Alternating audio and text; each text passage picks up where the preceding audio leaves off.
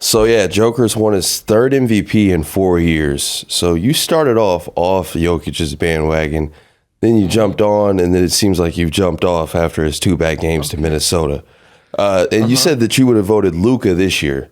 So does that mean in your eyes that Joker should be a 0-time MVP?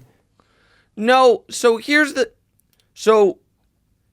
if you look at how I say I would have voted each of the last 4 years, it would appear that I would have never voted for Joker. Because what I have said on TV is that CP3 was my MVP 3 years ago. Luka was my MVP 2 years ago. Embiid was my MVP last year. And Luka was my MVP this year. But had any of those previous MVPs gone the way I thought they should have, then my future MVP feelings would have changed. And I know to some people that seems against the rules. Like, no, it's this season in a vacuum only. But that is simply not how it's ever been done. So if I were able to change history, so to speak, the last 4 MVPs would have been Chris Paul, Luka, Joker. So one of the reasons that I did not think, and Embiid would be the one, without a chair, unfortunately, but the reason that I did not think Joker should have been the MVP last year was because of the precedent about a guy winning 3 in a row, particularly who had at that point in time had done nothing. However, if coming off last year, where he was the dominant postseason force he was, and he had only had 1 MVP to his name up to that point, and Luka already had one, then this year I probably would have voted for Joker. But here is what I'm going to say about Joker and winning his 3rd MVP. Okay? The guy's with 2. Giannis, Steph, Duncan, Nash, Malone, Pettit. He's now ascended past them. He is in this group. Here are the guys with 3. Him, Magic, Larry, and Moses. The guys with 4, Wilt and LeBron. The guys with 5, Russell and Michael. And the only guy with 6 is Kareem. So, I'm okay with that. He right now is a very similar career of Moses, by the way. 3 MVPs. Moses went to 2 finals, won 1 championship. But we must also then reevaluate as we get new information. We are going to talk about Jalen Brunson in a moment. If your feelings on Jalen Brunson are the same today as they were a month ago, well, then why even have the games?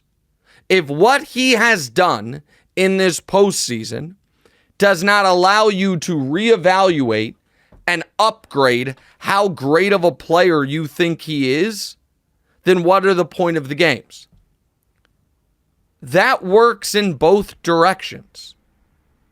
And if all of a sudden, when Joker for the first time in a few years is playing a 50-plus win, well-built, healthy team in the playoffs,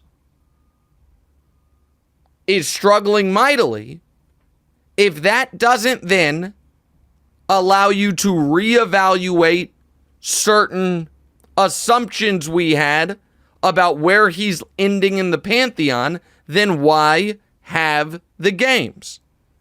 Because going into this postseason, the question with Joker was fairly, and I was having it, is he going to run down Shaq? Is he going to end this postseason already ahead of Akeem? Could he catch Bird? Though in the all-time historical pantheon, that's what, and by the way, still is available to him if they turn this around and win the championship. But the flip side to that coin is, if they get rolled in round 2 by a 22-year-old and by a guy who previous to this moment has always been considered a bad postseason performer, then we must ask the question, did we anoint him ahead of Giannis prematurely? Put the resume side by side. Does it next year, though? Well, right. Well, then we recalibrate again. Right. Exactly right. But we had the conversation around Jokic was head and shoulders clear best player in the league. That is coming into some question, I think, because of what Ant and Shea are doing. It's at least in question. And the guy of his era, hands down. If you're Giannis, you're like, well, if they get rolled this round, can we have the discussion? He has 3 MVPs. Now I have 2. I have a Defensive Player of the Year award, though. He has 1 legendary postseason run. I have 1 legendary postseason run that arguably was not only as good, but maybe better. Why are we sure he is the alpha of this mini era? Those questions come into play, just like for Giannis when he won his title with a 50-piece in Game 6, and at that point had 2 MVPs, a Defensive Player of the Year, and looked totally unstoppable.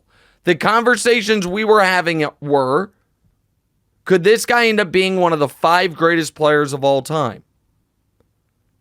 But since then, he hasn't been out of round 2, and he has back-to-back round 1 exits. So you recalibrate. That is why, and this is the Jokic folks that have gotten mad at me in the past when they're like, killed me for saying I needed to see him do it on a postseason run and acted like that was an unfair standard. It's the standard. It's always been the standard. And now, again, if we are just being historically fair, we then also, let's just assume, not even assume, let's just say for the sake of argument, that Minnesota sweeps them, okay? We now have some really uncomfortable lists. You would have fewest wins in a playoffs in a season you won MVP. Here would be the full list of guys who have 4 or less. Michael Jordan once, Magic Johnson once, Tim Duncan once, Dirk once, Russell Westbrook once, Nikola Jokic 3 times. He already is tied with Westbrook for fewest playoff wins in the season you won an MVP with 1. Okay, I have another question. The list of last 40 years. Guy who got swept out of the playoffs in the season he won league MVP. That list right now is 2 names long. Magic Johnson, and there's a semi-asterisk on that by his name there because he got swept in the finals when he got hurt 5 minutes into Game 3 and did not play the rest of that game or the next game. It still counts as him getting swept. They were going for a 3rd straight title, and the Pistons swept him in the finals, but he got hurt. The only other name on that list already is Joker. He's a couple games away from that happening again. Does that mean he's not neck and neck with Moses Malone for, let me do the greatest centers of all time? What's that? So for the, am I leaving anyone out? Yeah. Neck and neck with Moses Malone for the 6th greatest center ever. No, he's already established that. But does that set him back on cracking that top 5 greatest centers ever? Kareem, Russell, Wilt, Hakeem, Shaq? Yeah, of course it does. These games matter in every direction. They turn Anthony Edwards into maybe the face of the league. They make Jalen Brunson a folk hero and a legend, right? They make you recalibrate what the hell you're going to do if you're the Phoenix Suns. That's what this postseason is. And for Joker, and I am not a big thing that has gone around this week on the internet is, wow, the Nuggets with Joker have never beaten a 50-win team in the playoffs. I have not proliferated that because I actually am not that interested in that. Because I watched them last year, and I think they were going to, he shouldn't be penalized for the fact that Miami clipped Boston in the conference finals, and he didn't get an opportunity to beat Boston because they would have rolled Boston. That Nuggets team last year was a well-oiled, healthy juggernaut, and I give them full credit for that. So I am not at all being like, oh, last year's championship, what is it? That's not how I feel. I am saying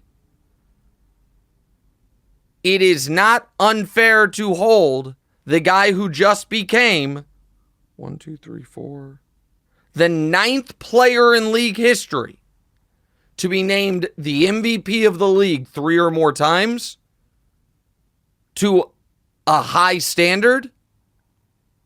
And that's what I'm going to hold him to. The standard is the standard. It was not set by me. It was set by history. And I just spent a week hearing about how LeBron James missed box outs or why Darvin Ham doesn't have a job. Because the standard's the standard for LeBron, even in year 21, age 39, be better, find a way. Okay. Peak of your powers, 3rd MVP in 4 years. These kids in Minnesota are making you look slow. Are making you look like you don't have answers. And so, does that change how I feel about him historically? No. Does it pump the brakes on where he was being elevated to historically? Of course. It has to. And so, that's where I'm at on this. I don't think, Demonze, I know you think I'm a bit of a hater on this. That's okay. You just heard me go for 15 minutes. Your thoughts on anything or everything I just said? I wonder how Daniel feels about this, but Daniel, can I tell you real quick before you go? Here's how I think Daniel feels. I don't think Daniel actually right now, maybe I'm wrong, has the luxury of caring about the Jokic historic debate. He's right now in the midst of a war for what he thought was going to be a dynastic run. Through hell or high water, Daniel just needs the Nuggets to find a way to win tomorrow night. And they win tomorrow night, and he is all the way back. But right now, he has massive unease about where we're at. Because here, and sorry, I asked your thoughts, and now I'm going to talk again, but then I'll get to your thoughts. Because here's the other uncomfortable thing about not if they lose this series, but if Denver gets swept. If Denver gets swept, do they make a knee-jerk change? Do they try to retool something, or do they just say next year will be different? I don't know what the right answer would be. But there's a world that exists. This is what is so, again, interesting about the playoffs. The Lakers, I think for a few days were like, well, I know we lost in 5, but those games were close. 2 came down to buzzer beaters, and the Nuggets are going to win the whole thing. So, we might end up maybe we were the 3rd best team in the league, right? But then now the Nuggets are getting annihilated. Yeah. There's a world that exists where the Timberwolves sweep the Nuggets. The Timberwolves then lose to the winner of OKC Dallas. And that team then loses to Boston. And if you're Denver, you're like, wait a minute. The team that beat us got beat by a team that then got beat. How close were we? Right? Like, it's now, if the Timberwolves beat the Nuggets in 6 and then go on to win the championship, you feel differently. Right. That's where all of this stuff matters. But go ahead. That's how I feel about it. I think the Timberwolves are going to take it pretty far, and I hate saying that because they're going to end up dealing with the Celtics. But I think when you look back at it, it'll just be a story of like this dominant Timberwolves team and not the Denver choke job. I think that the Timberwolves are just legit, and I think that if they keep that team together, even next year, I think you'll still see that it's a very real team. I mean, they've been doing everything basically without Rudy Gobert. I get it; it's only been 2 games, but yeah, dude, I think the team's just scary. It's a different beast. So here's another thing I love about the NBA playoffs. No, I'm not saying anything you're saying is wrong, but the NBA playoffs, the way it works is when your team or when a team wins a single game, let alone what Minnesota's done where they haven't lost yet, you feel after the game like, I don't think they're ever going to lose again. Right. Not just this year, but next year either. Like, why? How could anyone beat them?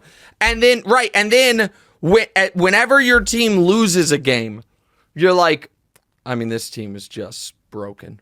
Like, I don't know what and so but just the fashion in which they've done this. I mean, it's 2 games, and the second game was worse than the first one. They're in Denver. They haven't lost yet without Gobert. No, correct. Yeah, it's just like all that's very fair. All right, do you want to? Well, just real quick, do you think anything I said about the Jokic? Is there anything else you want to talk about it that was unfair before we move on to Jalen Brunson? I do think you're slightly unfair to Jokic. I mean, especially given the fact that the guys that you said should have gotten MVP over him the years that they did, Jokic went further than them, if I'm not mistaken. No, you are mistaken. No, you are mistaken. Yeah, okay, so which first year he won him? The first year he won MVP, I was the only person in America who said it should have been Chris Paul. They then played Chris Paul in round 2, and Chris Paul swept them in the playoffs. Okay? That was the first year. The second year that he won MVP, and I said Luka should have won it, Luka went to the conference finals, and Joker lost in 5 in round 1. Now, in fairness, the team that beat Joker was Golden State, the same team that beat Luka. Last year, so that is not accurate about those years. Like, it was, now you vote before the playoffs, I understand all of that, but go ahead. Yeah, all right, I guess that's fair. I think we'll see how it pans out with the Timberwolves and late in the playoffs. Yeah. I think that right now they look unbelievable, and right now you also ask yourself, how different would last season's postseason have been had Minnesota not been without Jaden McDaniels because he punched a wall and broke his hand right before the playoffs, and without Naz Reid because he was hurt. Like, Jaden McDaniels and Naz Reid right now are critical pieces. Huge players, right. Huge pieces for them. Also, Anthony Edwards is better than he was. There's a lot of other factors, but yeah. Hey, thanks for watching. Hit the subscribe button to get more from the show, and make sure to click the bell to get notified every time new content drops. Check out full episodes of What's Right wherever you get your podcasts, or just click the link in the description below.